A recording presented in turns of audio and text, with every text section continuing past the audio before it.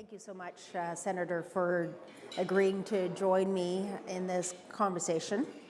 So for those who are unfamiliar with Dennis, he has a very long and very interesting and prestigious career and accomplishments and contributions that he's made to Canada's North, both with respect to his time when he was with the NWT legislature and premier, as well as just an immense amount of sort of like commitments to different organizations and advocacy, and sort of now with the your work that you've been doing as a senator for our territory, but also on all the committees that you participate in. So just wanted to acknowledge and thank the senator, not only for agreeing to this chat, but also for all the work that he's done. So, Senator, when you were first elected as an MLA in the Northwest Territories, this was pre-division, for Frobisher Bay, which is my home community, and it was called Frobisher Bay when I was born. It's now Iqaluit, the capital of Nunavut. So in 1977, when you look back in your 40-plus career, actually more like 50-plus careers living and working in the Arctic, what have been some of the biggest advancements that you've seen, and what are some of the enduring issues to this day? Well, thank you for that kind introduction, Madeleine. You know, when I think back to the 9th Assembly of the Northwest Territories, before division, which was all elected in 1979, that was a pivotal moment in the history of the NWT. I say that because of two things, Indigenous rights and decolonization, which is a very current, timely aphorism, I guess. Look, when I was elected in 1979, there were a bunch of new kids on the block who were leaders in the Indigenous movements. James Washi was with the Indian Brotherhood, now the Assembly of First Nations in the NWT. Nellie Cornier was a leader of the COPE, the Committee for Original Peoples Entitlement. Richard Narasu was active in the First Nations in the NWT, and Tagat Curley, the founding president of ITK, were all elected. These folks obviously were strong Indigenous leaders who were anxious to make sure Indigenous rights were respected. So the first thing we did, and I was privileged to be elected along with them, the first thing we did was we threw out the political development paper of the previous assembly. I moved the motion to reject that paper, and it was all about going for provincehood. This was post-Berger, but there was nothing in the political development paper about settling land claims, respecting Indigenous rights. It was the rush to provincehood. And there were non-Inuit MLAs elected who were sympathetic to the importance of respecting Indigenous rights. George Braden, who became the first premier, he was called the leader of the elected executive then, and the late Mike Ballantyne. So we focused on the settlement of land claims. We created a Department of Aboriginal Rights and Constitutional Development. We signed we pushed for the settlement of the Inuvialuit land claim, the second comprehensive claim settled in Canada after James Bay. That was a tough one because the Inuvialuit had selected land in Yukon, and there was strong opposition from the Yukon territorial government. But with the help of then Minister John Munro and his excellent negotiator, Simon Reisman, we got the Inuvialuit land claim settled. The other big thing that happened in the 9th Assembly, and I'm sorry I'm taking us back decades, was that when I joined the government of the Northwest Territories and became a cabinet minister in 1981, the Ottawa was running the NWT through the offices of the commissioner. And Stu Hodgson, the then commissioner, was a giant of a man with an enormously powerful personality. There's been a wonderful book written about him called Umingmak by Jake Otis, O-O-T-S, that tells the story of Stu Hodgson. But Stu and his successor, John Parker, and the deputy commissioner, Bob Pilot, and the assistant deputy commissioner, Mullins, held the portfolios of finance, public works, housing, and the executive. So they ran the government. They were appointed by and answerable to the Minister of then Indian and Northern Affairs in Ottawa. And us elected folks had seats around the cabinet table, but didn't have any of the major portfolios. To make a long story short, by the 10th Assembly, I was at a meeting of the Executive Council where elected leader and our first Premier, Nick Sibiston, who became a Senate colleague of mine, accepted the gavel from Commissioner Parker to take over the chair of the Executive Council. By then, the deputy commissioner had been persuaded to retire. The assistant commissioner position no longer existed, and we had achieved elected executive government and a fully elected assembly peacefully without the conflict that happened when the same thing occurred in Yukon. I won't get into that, but there was a commissioner that resigned when similar moves were made in Yukon. So John Parker, the late John Parker, deserves credit for having engineered this peaceful transition to fully elected government. Now, I think that is decolonization.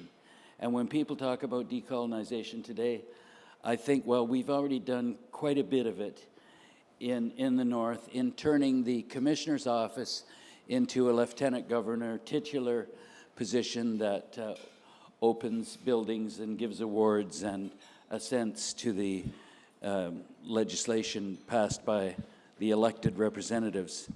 So those are some highlights of the changes, but I just want to mention it was a very pivotal era. We were working on what was then called the Northern Energy Accord, and that was an effort to transfer the responsibility for managing lands and resources from Ottawa. Again, this was decolonization to the duly elected and responsible and accountable northern governments. And we got pretty close to making a deal on the, not only on land, but on the offshore with the then Mulroney government. It was called the Northern Energy Accord. There was an enabling agreement signed to enable the finalization of the Northern Energy Accord. And I was very proud of the fact that it included an acknowledgement that the NWT had an interest in the offshore. Provinces like Ontario and Quebec were lusting after oil and gas they thought was in Hudson Bay, and it was a huge diplomatic triumph, I think, to have that acknowledgement that there was an interest in the territories. Finally, I just want to talk very briefly about repatriation of the Constitution. There was the Kitchen Cabinet meeting in what is now the Senate building in Ottawa, where 9 provinces without Quebec and without the territories agreed to a new formula for the repatriated Constitution, which removed Aboriginal rights under Section 35. That deal removed Aboriginal rights, and it also set up new rules for creating provinces. Basically, 7 provinces representing half the population could gang up and extend their boundaries into the territories by Section 41 of the Constitution. And it was the provinces who would then have a vote of a participation through the amending formula in the creation of new provinces.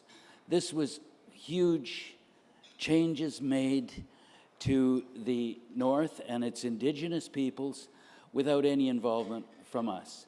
So we got on fire about that. We sued Canada, later became Mr. Justice Sapinka, filed a lawsuit which put us on their radar. We paid $100,000, I remember, to buy an ad in the Globe and Mail saying we were frozen out. And we climbed into an NWT Air Electra and flew en masse to Ottawa, and we were going to stay until this dire situation was fixed. We met with every MP from all parties and every senator we could. We spent a week there. We finally got a meeting with Prime Minister Trudeau and Justice Minister Jean Chrétien, and it was then that we learned, to our great joy, that Section 35 had been reinstated in the Constitution with the exception of the face-saving word existing, which probably didn't mean anything much. So existing Aboriginal rights of the Aboriginal peoples of Canada were put back in the Constitution as a result of I think significantly as a result of our efforts. We never got the changes to the rules for creating provincehood, but since then there have been land claims settled across Yukon, NWT, and Nunavut, which I think will entrench Indigenous rights and land ownership, and probably make Sections 42(1)(e) and F irrelevant in the future. So I'm going on, but it was a very pivotal time, and it kind of set the stage for our work going forward. So thank you so much, because not everyone in this room understands that history and all the work and effort that has gone especially in northern Canada, to recognize and advance Indigenous rights. So sounds like a lot of the progress that you saw resulted from seizing these exact opportunities and using them to benefit the territory. Whether it's the Mackenzie Valley Pipeline or the push to make NWT officially bilingual. Bilingual, it's an interesting sort of use of term when in NWT there were 13 Indigenous languages that I think that the territory, recognized. In your opinion, what opportunities do you see are available for Nunavut and the North in general to seize upon now? I'm tickled that you asked about official languages and Aboriginal languages, because there was a move on the part of the Trudeau government to encourage provinces and territories to become bilingual. New Brunswick was one of the first, and Minister John Munro, God love him, came up to the NWT to tell us that the NWT was going to become officially bilingual, French and English. Now, we had all these Indigenous languages. We were doing simultaneous interpretation in our legislature. I was Minister of Education at the time. We had massive efforts to create school boards and develop curriculum in the Indigenous languages. And I said to Minister Munro, if you're going to impose official languages on the NWT without recognizing our first languages, Indigenous languages, there will be war, I told him, rather histrionically. He said, we have more tanks than you, Dennis. I remember him saying that. The upshot was, the NWT did agree to become officially bilingual and is officially bilingual. There's a French La Langue Première school in Iqaluit, where I live, but we also got a companion arrangement with the then Secretary of State to provide significant funding to enhance and preserve Indigenous languages in the North. So yes, it's been a struggle, and it's required confrontation. The opportunities going forward are immense. I foresee that I'll talk about Nunavut, because I'm the representative of Nunavut, but I think that includes the NWT. I foresee that the territories can have jurisdictions because of our rich renewable and non-renewable resources. There's been a lot of talk about critical minerals today. We have critical minerals. We have a thriving mining economy in Nunavut, with mines in every region of Nunavut. We have, dare I say, strategic resource in water. We have 1/5 of the world's freshwater resources in the NWT, I think, in the North. I think this is going to be increasingly valuable as we look to the problems with water management in our friend and neighbor to the south.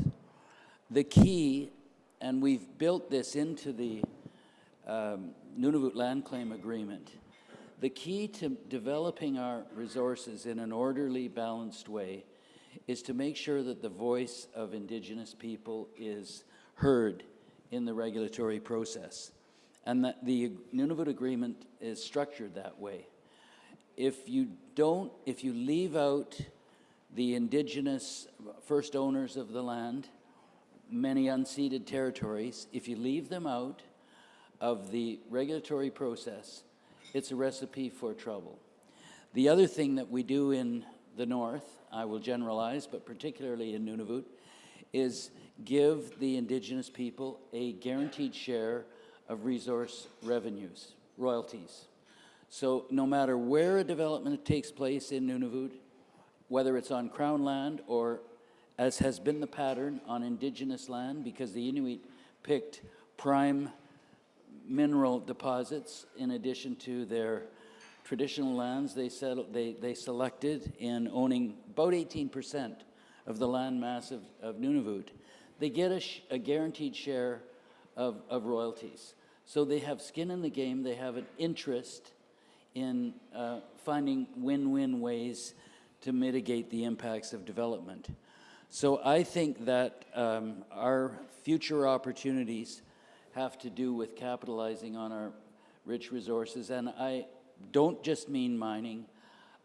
We have a huge potential in our fishery. And so we've got the foundations. We've got Inuit with a voice in the regulatory process and a guaranteed share of resource revenues. If that was the case in the rest of Canada, a sharing of the land and a sharing of regulatory participation and resource revenues, we wouldn't be having conflicts in the Ring of Fire and in the Coastal Gas Pipeline in the West. I firmly believe. We show the way for the rest of Canada. They haven't yet picked up and listened, in my opinion. So you've heard quite often, and it's a growing sort of mantra, is nothing about us without us. And so you've talked often about the importance of decreasing reliance on Ottawa. The two biggest employers in Nunavut, and let's focus on Nunavut since that is where you represent, are government and mining.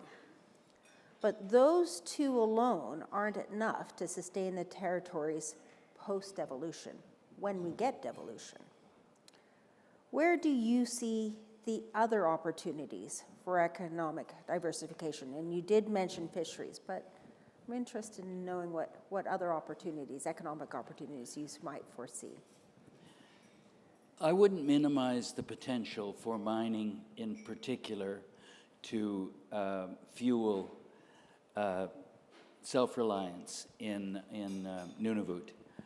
We've had a controversy over the Baffinland mine that you've probably heard about over the impact of shipping on traditional activities, and that there's still a future to be worked out there. Perhaps a new route that doesn't impact communities, which was announced last week by the company, a new southern route that won't impact the high Arctic communities. But that project, if the volume increase that they have sought is achieved, will net $2 billion in royalties for the Inuit over the life of the first of many deposits. $2 billion is twice the amount of the 1993 cash settlement that was paid to Inuit to relinquish their title to land. It was seen to be too small by some at the time, but there was a hope that the land and subsurface rights that the Inuit held, including the full title, surface and subsurface, to the rich iron ore deposit in Baffin in Mary River, owned by Baffinland, would allow them to replenish and enlarge the trust fund. So this is enough to solve the housing problem that is plaguing us certainly in Baffin, but probably in Nunavut. So I don't want to minimize the potential for maximizing revenues from our rich mineral resources. But I'd just like to talk a bit about the fishery. You know, my impression, not as a scientist, but my impression from talking to folks that are involved in our developing fishery, we got a lot to learn from Greenland and Iceland and the Faroe Islands about the fishery, but my impression is climate change is actually, dare I say, working in our favor in the Arctic, because it seems like species are moving north to take advantage of our colder water. And so I think we have a huge potential in our fishery, particularly including in the inshore. Developing the fishery would also tackle food insecurity, decreasing reliance on ship food from southern Canada. So that's one that I really want to encourage be developed. And we're training Inuit to work on those ships at a marine training center in Iqaluit, and we're slowly building up capacity on ships that are now increasingly owned by Inuit in the Arctic. So I'm glad that you also mentioned the training center, because part of being able to develop our economy is the much needed infrastructure, both with respect, as you well know, water infrastructure that's needed to support actually building those houses in our communities when 80% of our water infrastructure is in poor to bad condition. But also too is being smarter with our investments. So like the Iqaluit Deep Sea Port that was built and is going to open in 2023, unfortunately the government of Nunavut didn't really sort of consider future-proofing that and built it for current users. So whether that is just the shipping companies, but fisheries. We currently land all our fish in Greenland or in the eastern provinces. We could have actually built, or could we possibly still build a fish plant in Iqaluit, and have a port that supports that, a port that supports tourism, a port that supports military and security. So, I know you are very passionate and a great advocate about the need and the value for all this infrastructure that's required in our territories. I'd like to hear a little bit of your views on, what type of infrastructure, in addition, do you think, could be supported and needs to be supported to ensure that we have what we need in way of basic services for our communities, but also supports all those other things from resource development and security and defense. Canada has committed a lot of money to build infrastructure. The numbers are staggering, and there's been an infrastructure bank created. But prying money out of those national funds in competition with shortening commute times in cities clustered around the 49th parallel, has been an epic struggle. Now, you and I live in a community that has amongst the highest tides in the world after the Bay of Fundy. It's a nightmare of a place to deliver cargo, and has been for, the almost 50 years I've lived there, with a very long, rocky foreshore, and all kinds of challenges to shipping companies who have to offload on a barge, wait for the tide, barge to shore. Very, very inefficient way of delivering vital dry cargo and machinery. I lobbied long and hard to get attention paid to this problem. Finally, this year, a deepwater port in Iqaluit was built. And there is a small crafts harbor that was built in Pangnirtung to support the inshore fishery there. I was at the opening of another small crafts harbor in Pond Inlet this past May. Small crafts harbors are dotted along every bay and tickle and port I think they call them tickles, in Newfoundland and the West Coast. But the north was we have the longest coast. It was never eligible for the small crafts harbor. That's changing. It's evolutionary, but it's changing. But the vision of Canada as an Arctic nation still has yet to be realized. And I just want to talk about an infrastructure project I'm very excited about. By the way, there's a plan to build a hydro and fiber connection to Manitoba into the central Kivalliq region, which I shouldn't overlook. But the big exciting project, which I want to put on all your radar, is the Grays Bay Port and Road. This is an all-weather road that would replace the winter ice road that is currently supplying Three Diamond mines out of Yellowknife, and is being increasingly threatened by climate change. The season seems to be shortening every year, and how long is that ice road going to be sustainable, even though the companies pay, I think it's $80 to $100 million every year to maintain that road. So the Grays Bay Port and Road is a joint project between the NWT and Nunavut, which will see an all-weather road constructed to replace the ice road from Yellowknife and the Ingram Trail north across the NWT Nunavut border to roughly the Lupin mine. And then it will continue on to a natural deep water port at Grays Bay on the Arctic coast, Coronation Gulf. This road will follow the rich slave geological province, which is known to contain critical minerals in abundance: copper, cobalt, uranium, as well as base metals.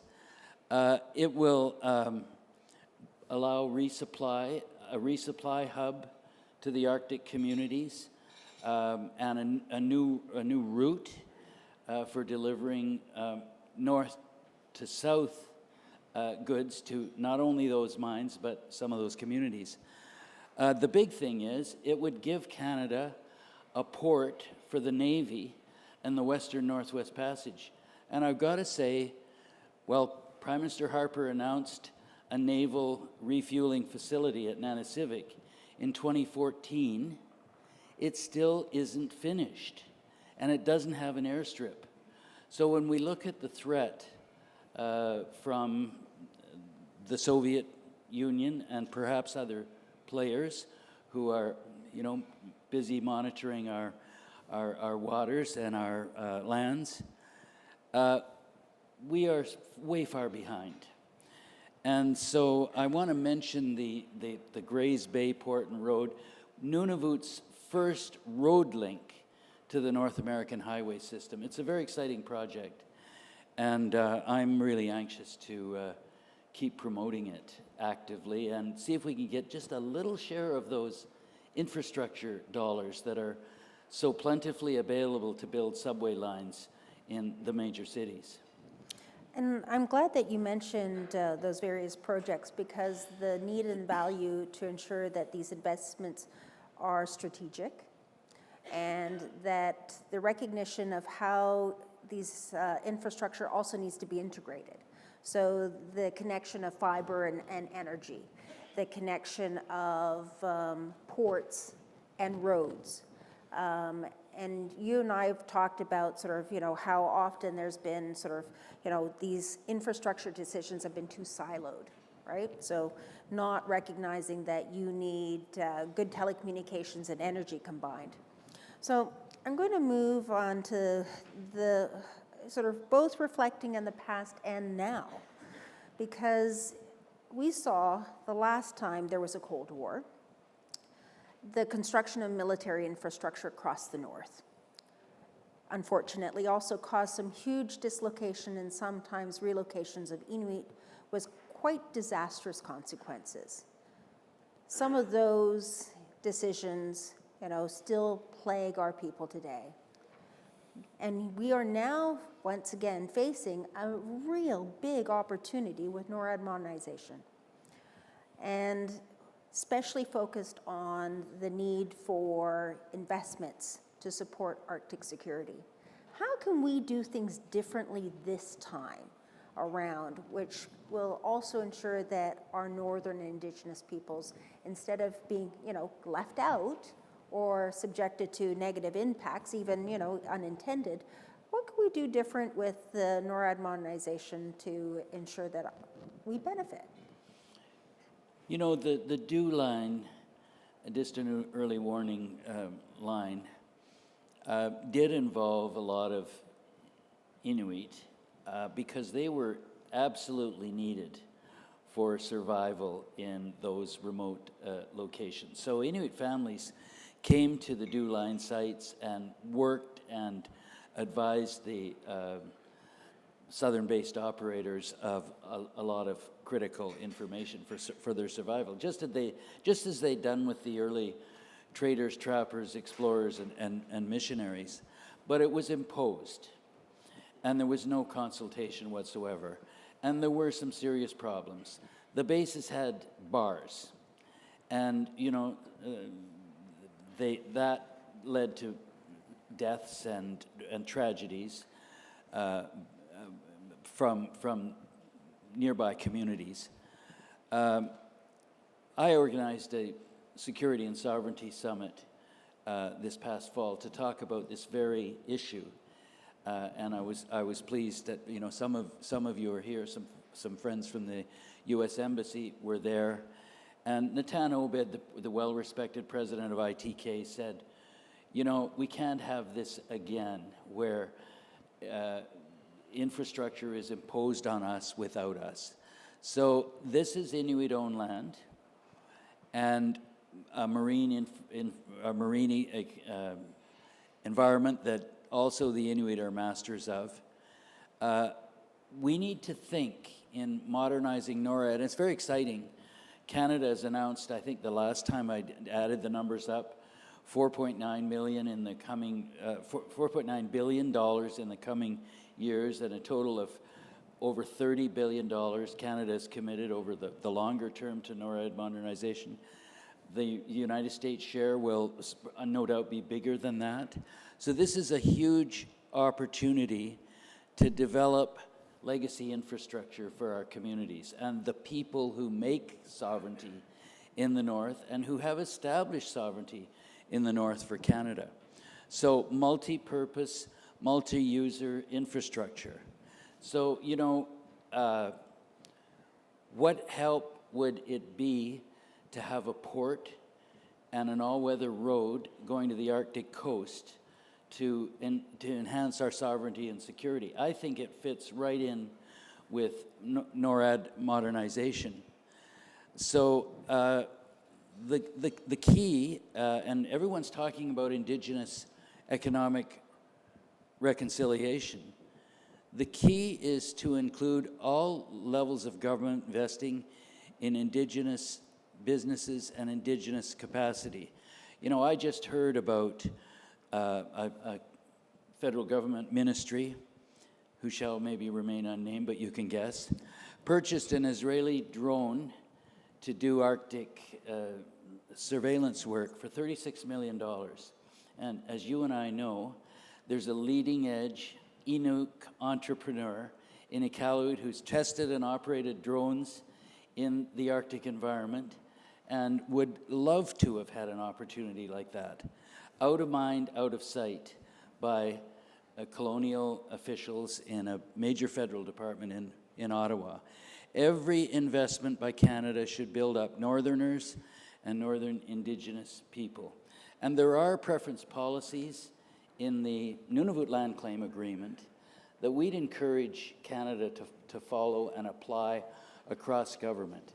There were progressive procurement provisions built into the Nunavut Land Claim Agreement in particular. I think they helped Nasituk and Pale, the Pan-Arctic Inuit Logistics Corporation, to win the North Warning System operation and maintenance contract and to run the base, the Canadian Forces base at Alert. So these are encouraging developments, but every effort should be made, and I also hope with our U.S. partners, and the Defense Procurement Act was mentioned by Mr. Connolly this morning, and the possibility of access by Canadian companies to these opportunities. I'd say Inuit-owned, Inuit-led companies in Nunavut. Every opportunity should be taken to engage with and offer opportunities to. This is good for Canada. It helps reinforce sovereignty, and it will pave the way for a very welcoming, positive, mutually benefit relationship that we didn't have with military infrastructure in the DuLine era. So thank you, Senator, and I think you've also actually probably answered a couple of the next questions, which were your thoughts on the approach of funding infrastructure in the North and the need to ensure that there is better sort of recognition of federal procurement to be, meet those Indigenous targets, and to be aware of the businesses that exist in the North or the new businesses that are being developed to have more of that infrastructure built by our people and the services done by our people, building that capacity and offering training like in that Nasituk contract, that $2.5 million to build up Inuit capacity in the delivery of that contract. And of course the NORAD modernization also offers significant opportunities. So I think I'm going to jump, since you've spoke a lot about that, maybe to our last question, so I can leave time for some questions from the audience here. So I want to thank you, Senator, for acknowledging the good work that we've been doing at Arctic360. And you've been a champion, recognizing how Canada needs an Arctic think tank. And also your support for all the infrastructure investments that need to be done. The need for an Arctic strategy. We have the Arctic policy framework, but a lot more work needs to be done. And so what are your thoughts? Maybe I'll just sort of like blend the last couple ones. Is the last person who you acknowledged to have had that real vision was Diefenbaker. And that's going back into the 1960s. So, bringing the past and current reality back today. Do you think that we can get back to that great vision of the North? And you've touched upon it because of, your comments on like Grays Bay Road and Port. So what is the vision that you think, that we can and should have of our North? I think Canada has to wake up. Look at our neighbors. You know, the U.S. just announced the appointment, pending appointment, of its first ever Arctic ambassador, who takes over from the previous Arctic coordinator. I think this shows how seriously the U.S. is taking Arctic issues with its well-developed Arctic policy, as we all should in the face of the war in Ukraine.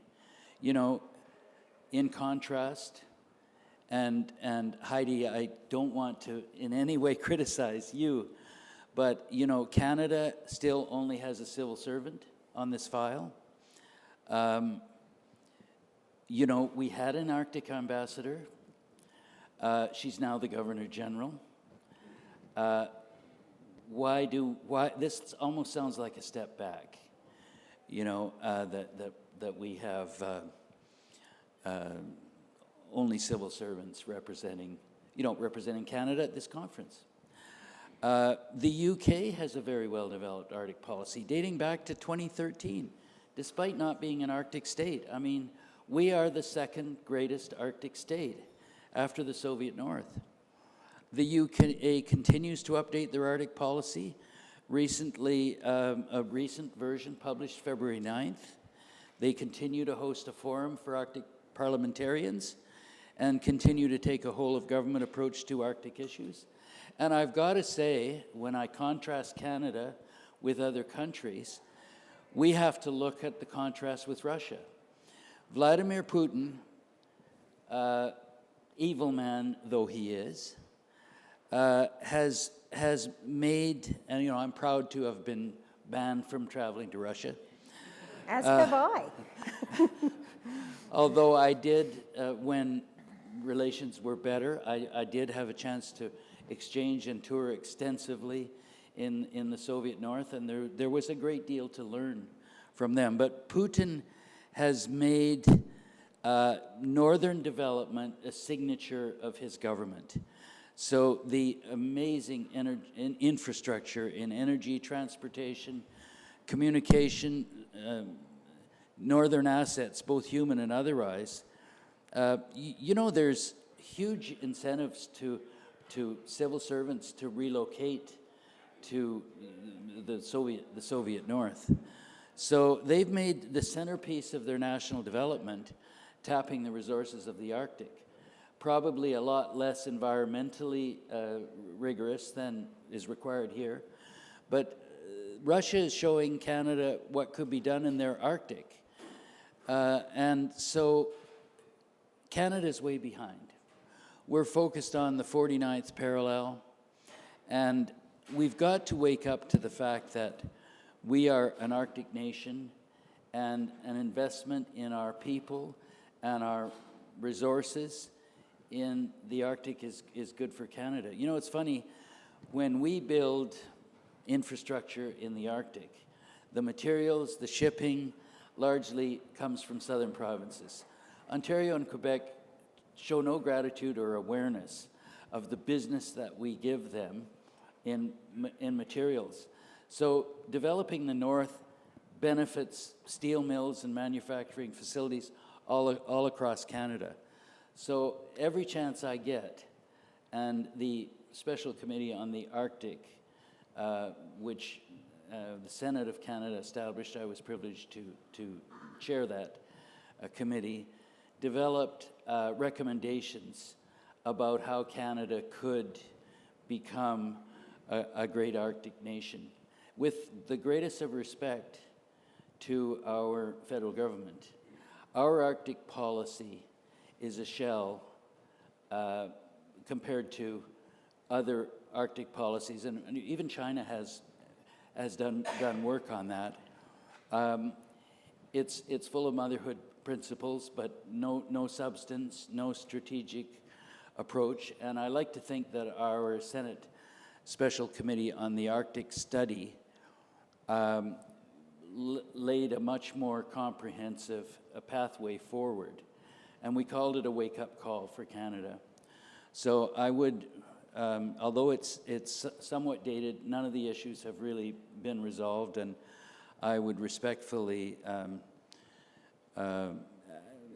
request or suggest that you take a look at that special committee on the Arctic report. Definitely, for those who have not read that report, I would echo the Senator's recommendation, as it is very clear and concise, and a call to action. And, you know, we need a lot more than words. I'm just checking with Jessica to see how much time we have for potential sort of like questions. Yeah, about 10 minutes, so I will open up the floor. I see a gentleman in the back. If you don't mind introducing yourself. Yes, my name is Godfrey Edwards. I work for the Canadian Coast Guard. Thank you so much for your perspective, a statesman. I had a class with Gary Doer, and he spoke very highly of you and your work. So thank you so much. Just a question about Tony Dean. Love to hear your perspective on his leadership in the Senate. Is he the statesman that we're looking for? What's some of the tone out of the Senate? Okay, you're talking about Senator Tony Dean from Ontario, who is the chair of the National Defense Committee, along with Senator Don Anderson from NWT, who's the deputy chair. I was delighted that upon their establishment in the recent session, they decided to do a study on sovereignty and security, I think it's called Arctic sovereignty. And not only did they decide to do a study and hear from all the experts that are available in Ottawa, they also decided to go to the north and talk to people and visit and really become enlightened. Like many Canadians, and I hosted the Senate committee in Iqaluit at the Defense Summit I organized in the fall. Like many Canadians, most of them had never been there before. So to be able to see and experience the climate, the potholes in the road, the weather, was an enlightening experience. I'm very hopeful that their report, which will be issued, I think, in the coming months, will be timely, will focus on sovereignty, and will emphasize a point that I think was made very clearly at the summit that we had, is that sovereignty is about people and communities. Without people and communities, it's not going to be well received, and it's not going to be impactful. So I'm looking to Tony to produce a blockbuster report. Senate reports have to be responded to by the Government of Canada. They don't have weight other than their moral suasion, but the fact that a response is required, and if their recommendations are demanding action, and I'll have a role as a senator in helping shape those recommendations. Thank you for mentioning that. I'm looking for great things from Senator Dean and his colleagues. It's made a huge difference every time we've managed to get politicians, whether they're MPs or ministers and senior bureaucrats, to come to the north. It really, you know, they understand the issues when they get right off the plane and they can't get their emails, or the minister's assistant can't download the minister's PowerPoint from the cloud because they didn't realize that, you know, that's a real problem.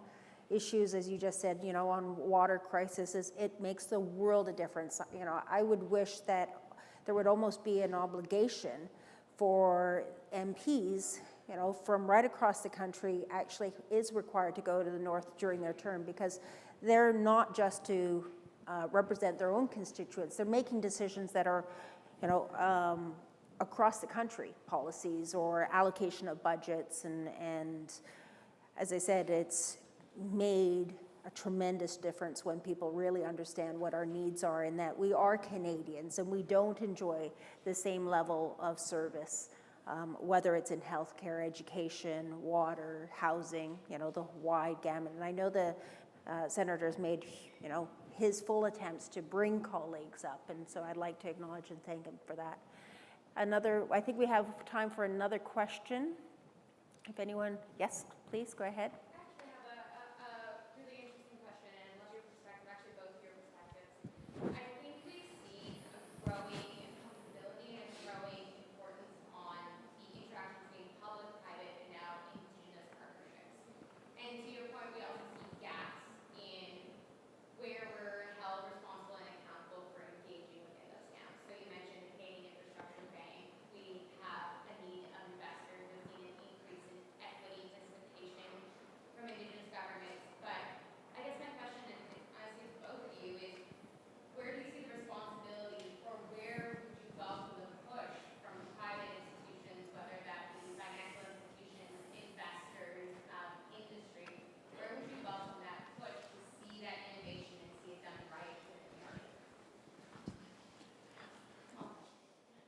You know, the infrastructure bank requires a return on investments.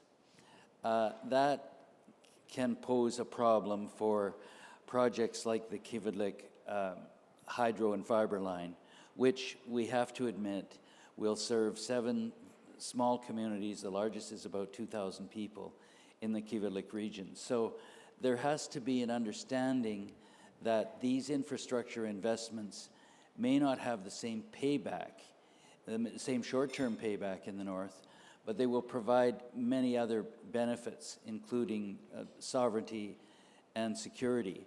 So that's one barrier that we have to constantly try to overcome. I think the other thing is that we need to create a welcoming climate for the private sector, and that's where the land claims comes into play, with the guaranteed share of revenues, the requirement to negotiate Inuit impact and benefit agreements of every major development and companies have to go into this with a humble, a respectful approach. You know, there was a large American gold company I won't name, which kind of came into the north saying, you know, we are willing to invest. You should welcome us on bended knee. We're going to put up our flag at the mine, and be glad we're here. They didn't get very far in the regulatory process. Companies that understand it's your land, we're renting. We're going to try and we're committed to restoring.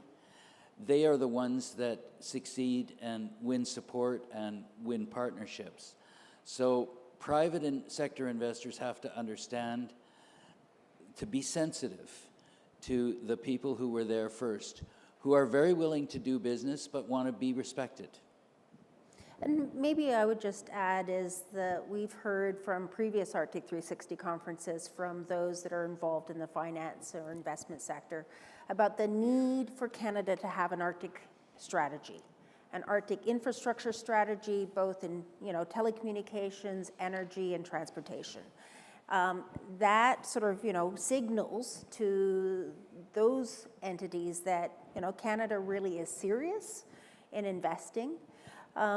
We've also, in other groups that I'm involved in, like the National Indigenous Advisory Council and SMRs, is actually the discussion around Indigenous equity and what does that look like, and the possibility of having some government investment actually transformed into Indigenous equity, and moving kind of beyond the Indigenous impact benefit agreements to Indigenous partnerships agreements. And so that's a completely different type of participation in those projects with potential ownership that could accelerate possibly the consultations with Indigenous peoples and potentially accelerate the regulatory approval process, because you have Indigenous peoples participating, as true partners, not just as beneficiaries. And we, if I may, Madeleine, we have a fabulous example in Alaska. It's the Red Dog mine, and infrastructure was owned and built by the NANA Corporation. They have benefited enormously from payback on that investment. They have become a leading supporter of social and cultural and educational progress in Alaska. It's a model we should be following in Canada. The Grays Bay Port and Road I mentioned should be owned and operated by Inuit. The Kivalliq hydro fiber line is envisioned to be owned and operated by Inuit. The Baffinland mine is planning a new rail route to ship its extremely high quality ore to steel mills in Europe. That should be built and owned and operated by Inuit with support from Canada. It's an investment that will pay itself back multifold in taxes and royalties and revenues, not to mention goodwill. So thank you, Madeleine, for encouraging exactly that. Beyond impact and benefit agreements to equity. That's the way forward. Yeah, absolutely. And so it's not that these companies get their social license once. That, you know, if we are on their board of directors, because we are, you know, effectively owners and shareholders, then you don't run into those situations where, you know, the impact benefit agreements don't live up to, you know, their original sort of obligations. And so it is re-envisioning the sort of the relationship, I think, with our peoples, one more as equals rather than, you know, sort of the power imbalance that has often existed, and having government support that. So, I should mention there is another success story in Canada that I shouldn't have overlooked, and that's the Voisey's Bay project.